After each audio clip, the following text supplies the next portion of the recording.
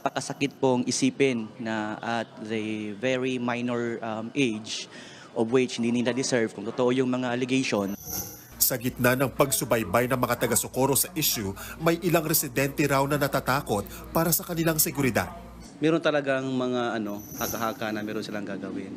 Pero biniverify pa naman yon, kaya nga pinaghahandaan natin. Kanina dumating ang dagdag ng mga pulis para magbantay sa bayan. May dala silang matataas na kalibre ng baril. Kasama ang mga militar, nagbantay sila sa bawat sulok ng Socorro. Sinuspindi na rin ang face-to-face classes at limitado ang trabaho sa pamalaan. Pinabulaanan naman ng ilang SBSI member ang mga haka-hakang posibleng maghiganti sila sa mga taong nag-aakusa sa kanila.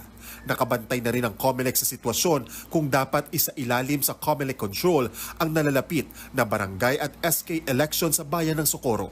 Nagbabalita mula sa Frontline, G. Robles, News 5.